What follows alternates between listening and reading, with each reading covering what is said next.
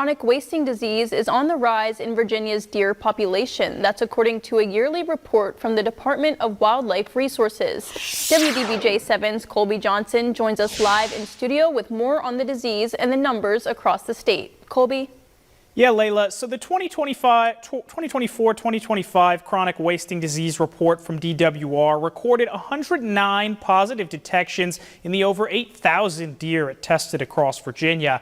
In our hometowns, Roanoke County saw its first ever recorded case of the disease.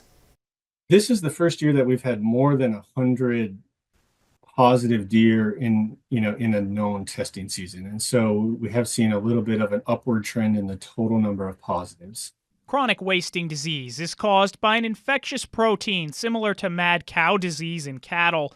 When a deer gets infected, there's an incubation period that can last months or years before the clinical disease develops. A chronic sort of slow progression of weight loss leading to emaciation, poor hair coats, just lethargy, sort of unaware of humans, unaware of their surroundings, and eventually they waste away and die. The Department of Wildlife Resources tests deer tissue brought to them by hunters, venison processors, and taxidermists. The disease is transmitted from deer to deer by saliva and fecal material. It can stick around in soil for a long time, and so the more environmental contamination you get, then the more opportunity you have for indirect transmission, where it's sort of deer to environment to deer. The majority of this year's confirmed CWD cases were in northwestern Virginia. CWD was first recorded in our hometowns in Montgomery County in 2020. This year, Montgomery County had 7 confirmed cases, Floyd County had 5, and Roanoke County had its first ever case. While the overall number of cases is still very low,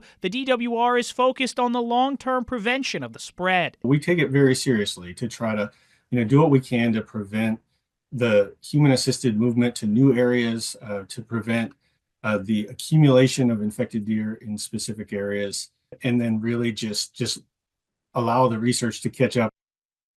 There have been no known instances of CWD being transmitted to humans or livestock. However, you shouldn't eat the meat of a deer that is tested positive for the disease to be safe. And Layla, hunters in Floyd, Franklin, Montgomery, Patrick, Pulaski, Roanoke, and Wythe counties are encouraged to get any deer they harvest in the coming hunting season tested for CWD when hunting season returns. All right, thanks, Colby. Scary stuff.